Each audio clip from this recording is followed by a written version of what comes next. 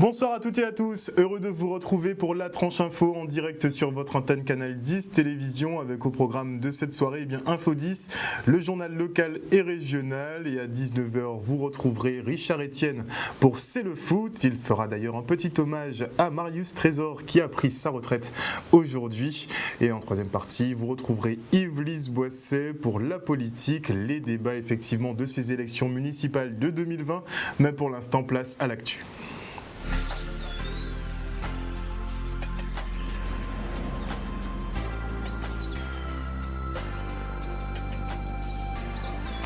Nous sommes le mercredi 5 février 2020 et voici les titres de cette Info 10. Après 5 semaines de mobilisation, le recteur de Guadeloupe sort du silence. Il exhorte les personnels d'éducation à débloquer les établissements afin d'éviter aux élèves de cumuler trop de retard. Et nous reviendrons sur le meeting des organisations syndicales hier soir devant la mairie de Bémao, un rassemblement contre la réforme des retraites, les mauvaises conditions de travail et le respect à la vie. Et du cyclisme en fin d'édition avec la présentation des équipes d'une team abimienne, en l'occurrence le CSCA Propreté 2000. Et qui plus est, ce soir, je recevrai Richard Plocost qui nous parlera d'une société Zéro Fuel, une société novatrice. Et je recevrai également Mélissa Christophe qui est chargée de projet de la ville de Petit-Bourg, qui elle nous présentera l'opération Son Hamas qui se tiendra ce vendredi à partir de 21h. Comme je vous le disais dans les titres, après 5 semaines de mobilisation, les personnels d'éducation, eux, reçoivent enfin l'appui des parlementaires qui vont tenter de désamorcer cette bombe sociale. Pour la FSU, il est essentiel de poursuivre la grève tant que les moyens ne seront pas mis en œuvre pour un enseignement de qualité dans toute l'académie. Au-delà du maintien des 72 postes qui doivent passer à la trappe à la rentrée prochaine, eh bien, ils préconisent le passage de tout l'archipel en zone d'éducation prioritaire. Regardez.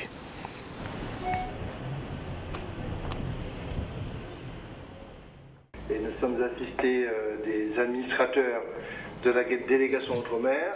Je me permets de rappeler un peu le contexte de l'audition. Nous avons été mandatés par la délégation Outre-mer en tant que rapporteur d'une mission qu'on appelle une mission flash. C'est une mission rapide dans des circonstances exceptionnelles, puisqu'on est dans des circonstances exceptionnelles pour la réforme des retraites. Aujourd'hui, l'ensemble des organisations syndicales sont mobilisées pour obtenir des moyens, mais également pour faire de telle façon que la réforme par points qu'on nous impose aujourd'hui soit retirée. La FSU n'a pas signé le moratoire pour une raison simple, c'est qu'aujourd'hui, nous estimons que l'annulation des moyens dans l'académie n'est pas suffisante. Nous avons une académie avec des critères sociaux tels qu'elle devrait imposer pour la plupart des établissements actuellement dans l'académie l'application de l'éducation prioritaire.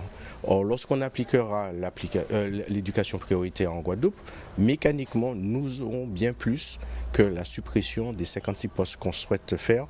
Et donc aujourd'hui, la FSU veut tout simplement que l'académie soit dotée, comme elle se devrait, des moyens nécessaires pour la prise en charge des élèves. On ne souhaite pas voir uniquement annuler les 56 fermetures dans le second degré. On ne souhaite pas voir annuler uniquement les 16 fermetures dans le premier degré. Nous souhaitons tout simplement que tous les critères soient pris dans cette académie par le ministère. Et nous savons pertinemment que si effectivement les établissements rentraient dans l'éducation prioritaire, dans le premier degré, c'est plus de 180 postes qu'il faudrait doter l'académie, et dans le second degré, 223. Donc vous voyez bien que nous sommes sur des échelles de grandeur qui ne correspondent nullement aux 72 fermetures de postes. Donc aujourd'hui, nous allons être entendus par des parlementaires. Nous allons leur demander de tout simplement jouer le jeu qu'ils ont décidé de jouer, c'est-à-dire être le relais d'une demande, soit de la venue d'une délégation interministérielle, soit être tout simplement ceux qui pourraient nous obtenir une audience auprès des ministères concernés. Il y a une mission parlementaire qui est en train de travailler sur la problématique des retraites. La FSU va réaffirmer tout simplement son refus de voir la retraite par points être appliquée pour l'ensemble des fonctionnaires, mais de façon plus globale pour l'ensemble des salariés. Et puis nous leur démontrons comment ce projet de loi va impacter notre vie future, et donc nous serons avec aujourd'hui, non seulement des études d'impact que nous allons présenter, mais aussi des propositions pour regarder comment effectivement on peut assurer le même niveau de pension. Ça sera aux assemblées générales dans chaque établissement de décider de la nature, de la pression et du rapport de force que nous allons opérer sur les décideurs. Et cet après-midi, les parlementaires ont rencontré le ministre de l'Éducation, Jean-Michel Blanquer, pour tenter de régler cette situation très problématique sur le département. Mais vu son discours à l'Assemblée nationale aujourd'hui concernant les suppressions de postes, eh bien ce n'est pas gagné. Regardez. Comme vous le savez, la démographie fait qu'il y a moins d'élèves en Guadeloupe. Les suppressions de postes ne sont pas proportionnelles à la suppression du nombre d'élèves, ou plus exactement au faible nombre d'élèves. C'est-à-dire, cela signifie que le taux d'encadrement en Guadeloupe l'an prochain sera encore amélioré, y compris, c'était déjà le cas lors de la rentrée précédente. Aujourd'hui, le taux d'encadrement en éducation prioritaire en Guadeloupe, c'est 17,6. Rappelons que c'est plus de 20 à l'échelle nationale. Rappelons aussi que 65% des écoles en Guadeloupe ont moins de 22 élèves par classe. Il y a donc un œil très favorable de ma part sur les sujets du taux d'encadrement en Guadeloupe, mais il y a aussi d'autres sujets qualitatifs que nous allons aborder, comme ceux d'ailleurs évoqués par le sénateur Antiste. Donc c'est ensemble que nous pouvons arriver à ce que, je crois, la situation redevienne normale en Guadeloupe dans l'intérêt de tous les élèves. Merci. Et pour le recteur d'académie Mostafa Forar, eh bien, il est grand temps de débloquer les établissements scolaires. Il en appelle à la responsabilité des personnels grévistes pour ne pas trop pénaliser les élèves. 150 heures de cours ont déjà été perdues et si certains ont le moyen d'y remédier grâce à des enseignements privés, d'autres n'ont pas cette chance. On l'écoute. Dès le début de cette grève, avec mes équipes, nous sommes restés à l'écoute. Nous avons rencontré les représentants syndicaux, de fédérations plus exactement, pratiquement 25 heures en 6 fois. Et nous avons été à l'écoute, contrairement à certaines déclarations qui se font ici ou là. Le dialogue n'a jamais été interrompu. Bien au contraire, nous avons avancé largement sur les revendications des syndicats. Nous avons donné satisfaction sur un certain nombre de points qui relèvent de la compétence du rectorat. D'autres points qui relèvent du ministère, bien évidemment, nous ne pouvons pas les satisfaire. J'entends dire aussi de la part des syndicats qu'ils pensent à l'intérêt des élèves. Et je veux leur demander que les élèves doivent accéder aux établissements scolaires.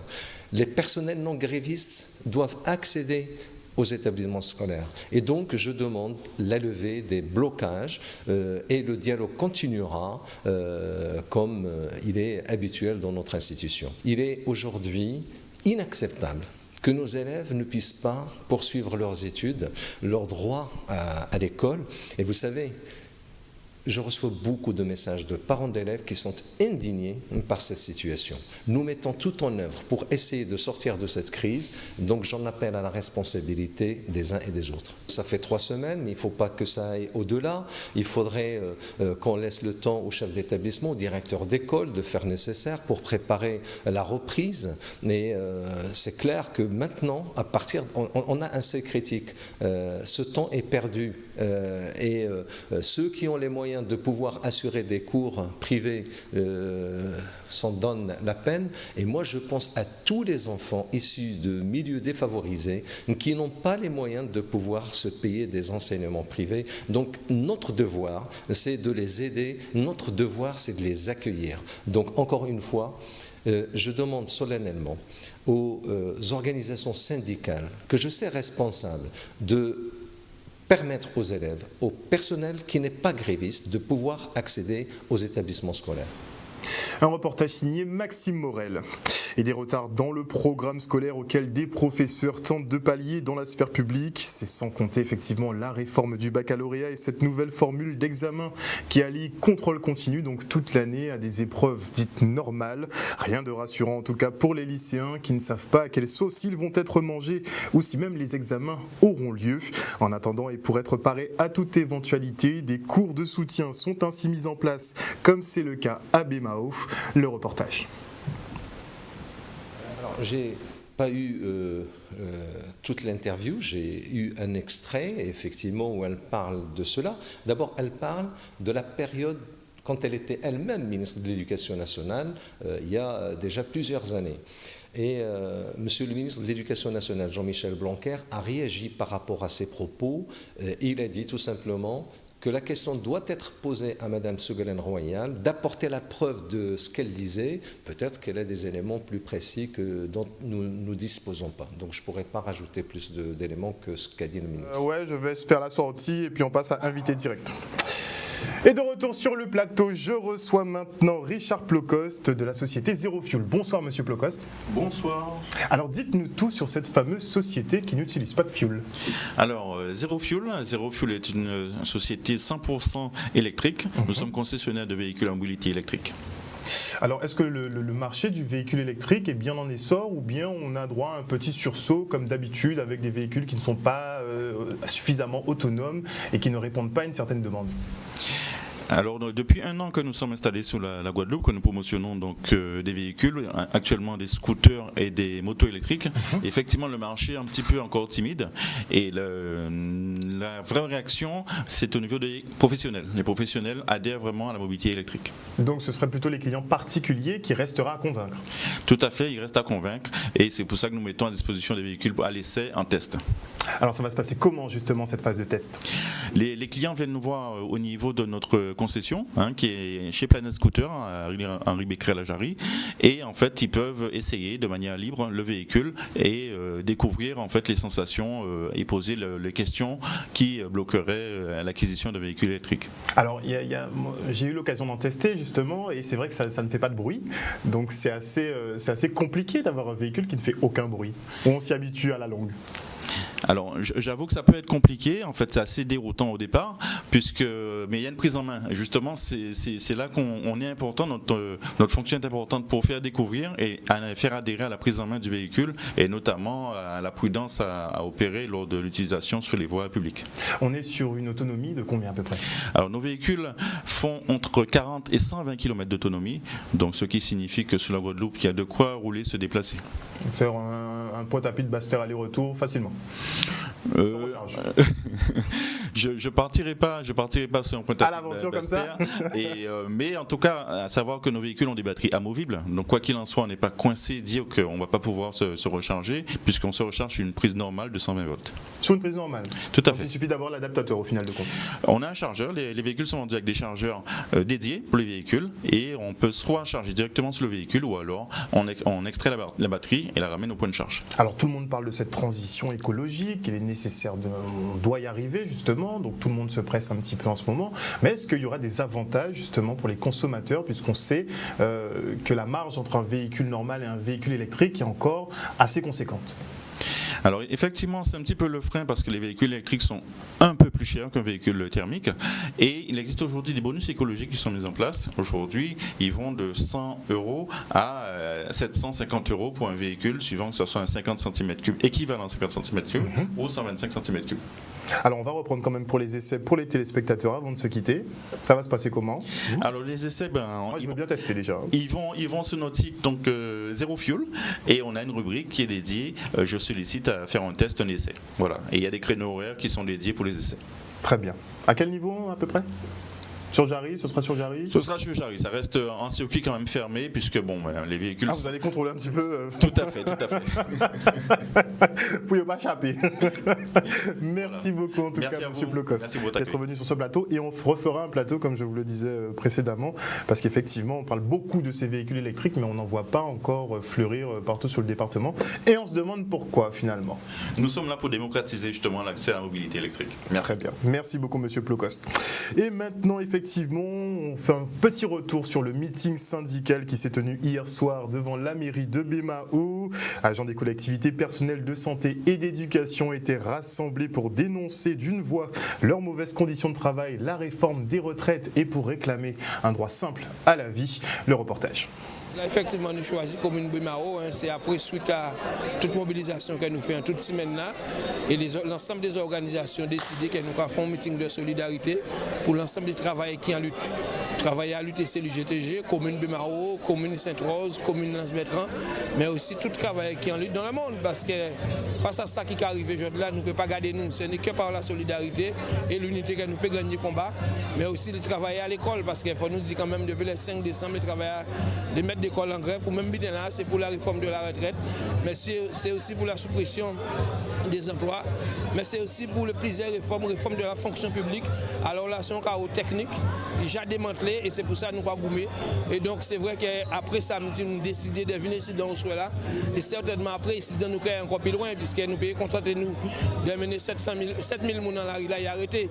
Donc il faut nous aller plus loin, parce que je dois travailler un pays là, ne peut pas rester comme ça, nous avons considéré son réforme qui est en place pour détruire tout ça que nous avons, les acquis que nous goumé, les parents goumé longtemps, tout le monde goumé, et je dois l'État français. C'est pour ça que nous avons dit de toute façon, nous avons légitime défense et nous allons continuer pour nous passer à l'offensive. Bien, là, nous venons porter force pour les camarades Bemao, nous venons également porter force pour tout le monde qui est en ligne, notamment les enseignants. Nous voulons porter ça également pour les camarades qui sont victimes en vaste opération de déchoucage à Guadeloupéen, avec tous les licenciements qui sont prononcés aujourd'hui là. Nous qui travaillons à la santé, nous qui travaillons à l'hôpital La Pointe, avec toute solidarité et force, nous pouvons bénéficier au mois de juillet août, là nous avons posé problème à la santé, posé problème à l'hôpital, ma survie à droit de la vie, même à Guadeloupéen. Nous joignons Guadeloupéens, nous joignons nos méfants Guadeloupe pour faire revendication nous avancer. Donc c'est naturellement qu'au soir là, nous venons aussi à Bemao et nous pouvons continuer, quand nous faisons samedi, nous pouvons continuer à manifester. Et tout le monde qui a protesté, tout le monde qui a réclamé, qui a respecté Guadeloupéens, qui a respecté le droit à la vie Guadeloupéen, que nous pouvons disposer de tout ça qu'il faut nous pour nous vivre dignement et fièrement pays en nous. Beaucoup de pression sociale en ce moment, vous l'aurez compris, mais en fin de semaine, on pourra se détendre, et notamment à Petit-Bourg, avec le son à masse au Thibou. Et pour en parler, nous recevons ce soir Mélissa Christophe, qui est chargée de projet à la ville de Petit-Bourg. Bonsoir. Bonsoir. Alors, qu'est-ce que c'est ce son à masse au Thibou? C'est nouveau, ça? Alors, nouveau, non, puisque c'est quand même la 2e édition. Donc, c'est un jeune, oui, un jeune projet. C'est quand même un jeune projet, mais qu'on a eu l'occasion de faire l'an passé. Donc c'est 2 concerts de carnaval avec 2 groupes à peau, dont un vendredi, le 7 à partir de 21h avec le groupe Masque à Clé, et le 15, le samedi 15 avec Akio. Masque à Clé et Akio, voilà. Ah, donc 2 pointures. Voilà, exactement. Juste avant le dimanche. Voilà, oui, c'est ça. Et ils ont accepté. Oui. Très bien. Alors, le déroulé du programme, donnez-moi. Alors, ce vendredi, on aura juste le concert de 21h à 23h, donc avec la section musicale de Masque à Clé. Mais le samedi 15, nous aurons un peu plus de manifestations, c'est-à-dire on aura les déboulés, donc à partir de 19h avec les groupes à peau, enfin, pas que les groupes à peau, les groupes de Petit-Bourg, carrément. Donc, on aura 5 groupes à Toubon, Zayanka, Fléa Coco, Jimas et Morne Bonmas. Ce sont que des groupes mythiques de Petit-Bourg qui vont faire le déboulé juste avant le concert d'Akio qui sera à 21h également jusqu'à minuit. Alors, pour suivre toutes les festivités, il vaut mieux être là à partir de quelle heure? Soyez là à partir de dès le matin, puisque je sais que le matin il y aura une démonstration de gros sirop, donc avec un service de la ville donc toutes les informations seront disponibles sur le Facebook de la ville. Vous voulez préparer les gens ce matin, c'est ça? Ouais, mais si possible, oui. Pourquoi pas? Donc voilà, sinon dès 18h, soyez présents et puis pour le départ du déboulé, pour ne rien rater, et puis par la suite le concert d'Akio. Alors, le carnaval a un peu tendance à devenir payant, donc est-ce que ces manifestations le seront? Non, toutes nos manifestations sont gratuites, donc n'ayez aucun souci, aucune crainte, vous pouvez venir sans problème, il y aura des marchands ambulants pour se restaurer, donc on a pensé à tout. Donc, Petit-Bourg de Place to Be ce vendredi, et on va reprendre le programme en intégralité pour les téléspectateurs. Donc, ce vendredi, à partir de 21h avec Masque à Clé, et le samedi 15, 19h, déboulé avec les groupes de Petit-Bourg, et 21h, le concert d'Akio. Merci beaucoup en tout cas Mélissa Christophe, chargée de projet à la ville de Petit-Bourg, d'être venue sur ce plateau ce soir. Et on se donne effectivement rendez-vous ce vendredi à Petit-Bourg. On va débouler, on va chanter, on va festoyer en tout cas, histoire de se détendre un peu parce que vraiment l'actualité sociale est extrêmement chargée. En tout cas, merci chers téléspectateurs de votre fidélité, vous qui suivez notre programme. Le journal local revient demain à 18h30 et surtout n'oubliez pas que sur Canal 10 Télévision, vous faites l'information que nous diffusons. Une excellente soirée à vous.